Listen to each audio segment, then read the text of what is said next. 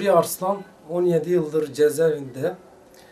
Bu FETÖ denilen yapının kumpaslarıyla ve senaryosuyla gözaltına alınıp günlerce, aylarca gözaltında işkence edilip işte bir senaryo kağıda imza atılıp ağırlaştırılmış müebbet verildi ve biz babamıza kavuşmak istiyoruz. İşte bu 15 Temmuz darbesinde de FETÖ'nün gerçek yüzünü de hükümet de gördü. Yani biz bir an önce babamıza kavuşmasını istiyoruz. İşte bu FETÖ denilen yapı ne kadar kirli, ne kadar adi, ne kadar vatan haini bir yapı olduğunu görüyorsunuz.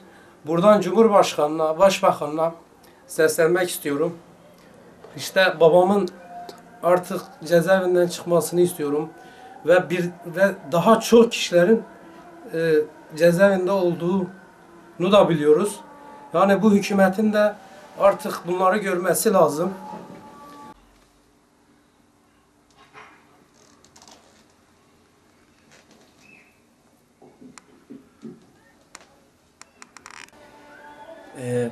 Camide çocuklara ders verirken Fethullah denilen örgüt yapısı benim babamı camiden alıp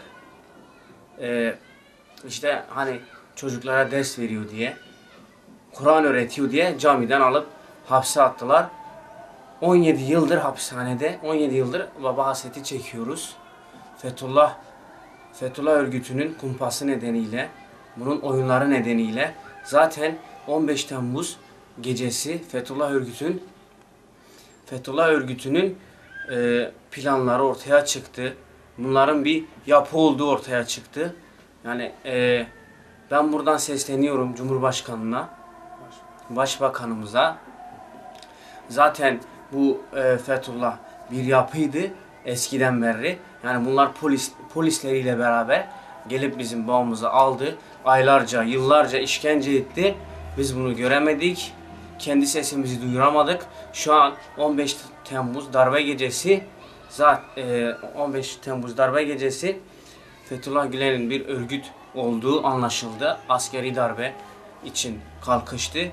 Biz de buradan sesleniyoruz. Diyoruz ki babamıza kavuşmak istiyoruz. Fethullah örgütü lanetliyoruz. Benim babamı FETÖ'cü askerler ve polisler içeri tıktı. Ve benim babamı yine bu FETÖ'cü yargı infazını verdi. Şu an içeri tıkılan bütün hakimler o zamanın hakimleriyle aynı. Bunlar da FETÖ'cü, onlar da FETÖ'cü. Lütfen yani Başbakanımız, Cumhurbaşkanımız yani bir daha yargılanmalarını istiyoruz ama FETÖ'cü olmayan hakimler, savcılar, polisler onlar eşliğinde.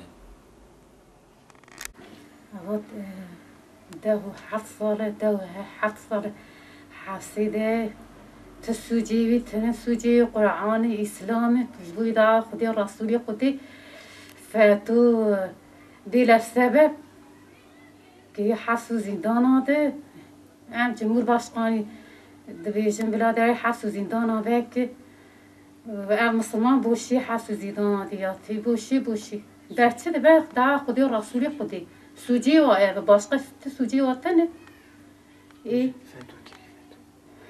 Hudi fersadi ne FETÖ askeri FETÖ inşallah Hudi fersadi ne dua inşallah